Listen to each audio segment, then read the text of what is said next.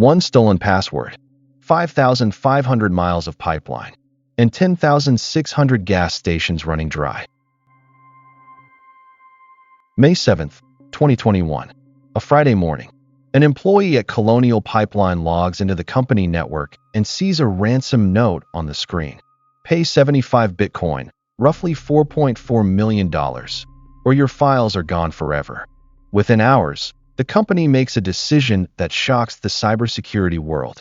They pay, but paying the ransom does not fix the problem. Colonial Pipeline shuts down its entire fuel distribution system. 5,500 miles of pipeline go dark. For the first time in 57 years, the largest refined fuel pipeline in the United States stops pumping. Over the next 6 days, 10,600 gas stations across the southeastern United States run completely dry. Drivers line up for miles. Fistfights break out at gas pumps.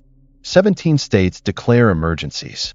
And it all started with a single compromised password.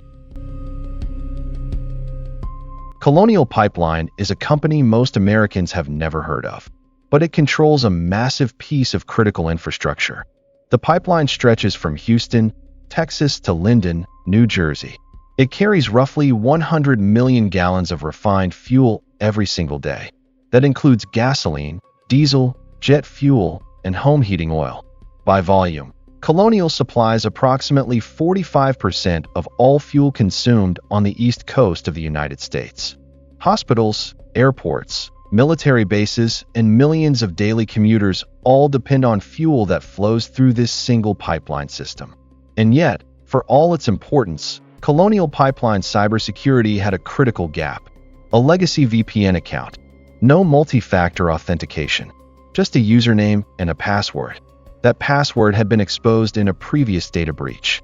It was sitting in a batch of leaked credentials on the dark web, and someone found it. The attackers were a group called DarkSide.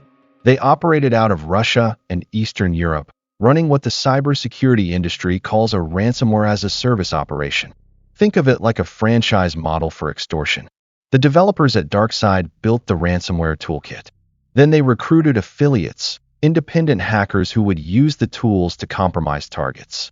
When a ransom was paid, the profits were split. DarkSide kept 25%. The affiliate kept the rest. DarkSide publicly claimed to be apolitical. They posted statements on their dark web blog saying they had no interest in geopolitics. They even maintained a list of targets they would not attack, including hospitals, schools, and organizations in the Commonwealth of Independent States, the former Soviet bloc. But none of that restraint extended to American critical infrastructure. Using the stolen VPN credentials, the affiliate logged into Colonial's network. There was no multi-factor authentication to stop them. Once inside, they moved laterally through the IT systems. They spent time mapping the network, identifying valuable data. Before deploying the ransomware, they exfiltrated approximately 100 gigabytes of sensitive corporate data. This was a double extortion tactic. If the ransom was not paid, DarkSide would not only keep the files encrypted, they would also publish the stolen data on their leaked site. Then, on May 7, 2021, the ransomware detonated. Colonial's billing systems, invoicing platforms, and internal business applications were encrypted.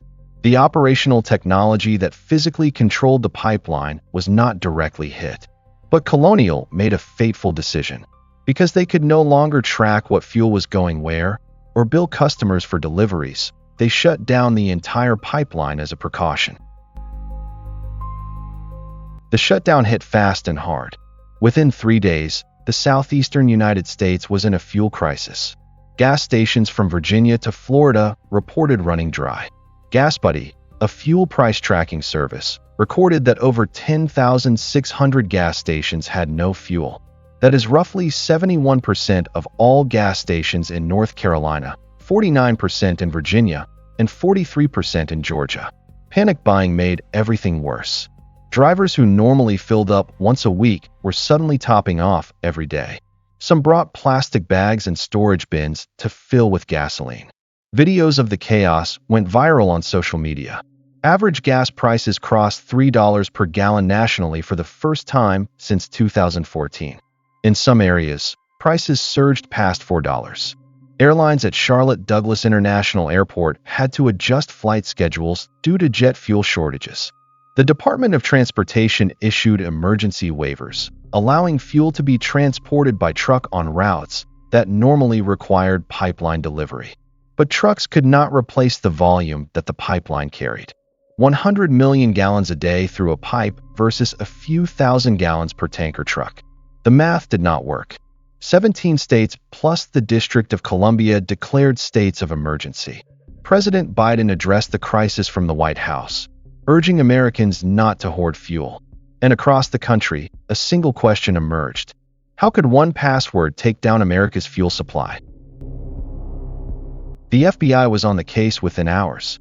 On May 10th, just 3 days after the attack, the FBI formally attributed the breach to DarkSide. CISA and the FBI issued a joint cybersecurity advisory, designated AA-21-131A, warning other critical infrastructure operators about DarkSide's tactics. Behind the scenes, Colonial CEO Joseph Blunt had already made the controversial decision to pay. He authorized the 75 Bitcoin payment, worth $4.4 million, on the same day as the attack. Blunt later told Congress that he made the decision because he did not know the full extent of the breach and could not risk a prolonged shutdown. The decryption tool DarkSide provided was slow, so Colonial still relied heavily on their own backups to restore systems. The pipeline began a phased restart on May 12th, 5 days after the shutdown. Full service was restored by May 15th. Then came the counterattack. On June 7th, 2021, the Department of Justice announced it had recovered 63.7 of the 75 Bitcoin paid, approximately $2.3 million. The FBI had tracked the cryptocurrency through the blockchain to a specific wallet and obtained a court-authorized seizure order. It was one of the first successful federal recoveries of a ransomware payment. Meanwhile, DarkSide was falling apart. On May 14th, the group posted a message claiming they had lost access to their servers, payment systems, and cryptocurrency wallets. They announced they were shutting down operations. Whether the shutdown was voluntary or forced by law enforcement pressure remains debated. At the highest levels of government, the attack triggered direct confrontation. On June 16, 2021, President Biden met with Russian President Vladimir Putin in Geneva.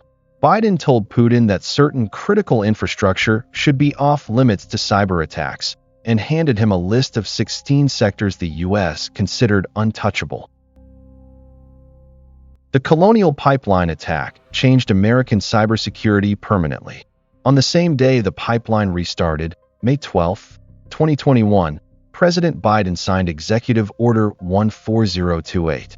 It mandated zero-trust architecture across all federal systems, required software vendors to meet new security standards, and created the Cyber Safety Review Board. On May 28, the TSA issued its first-ever cybersecurity directive for pipeline operators. It required companies to report cyber incidents within 12 hours, designate a cybersecurity coordinator, and conduct vulnerability assessments. Before this directive, pipeline cybersecurity was entirely voluntary. The Department of Justice created a dedicated ransomware and digital extortion task force. Colonial Pipeline invested over $200 million in cybersecurity upgrades. And in March 2022, the Cyber Incident Reporting for Critical Infrastructure Act, known as CIRCIA, was signed into law. It requires critical infrastructure operators across all sectors to report cyber incidents to CISA within 72 hours. DarkSide did not stay dead for long. By July 2021, the group resurfaced under a new name, Black Matter, using updated ransomware code. Black Matter attacked major agricultural targets, including an Iowa grain cooperative. But by November 2021, Black Matter also shut down, citing law enforcement pressure. The ransomware economy, however, did not stop. Groups like Lockbit, Conti, and ALPHV picked up where DarkSide left off. In 2023 alone, ransomware payments exceeded $1.1 billion globally. A single stolen password. No multi-factor authentication. 6 days of chaos. for $0.4 million in ransom. And a wake-up call that America's most critical systems are only as strong as their weakest login. If this story made you think twice about your own passwords, subscribe to Cyber Decoded. We break down the biggest hacks, scams, and digital crimes shaping our world. Hit subscribe, and we will see you in the next one.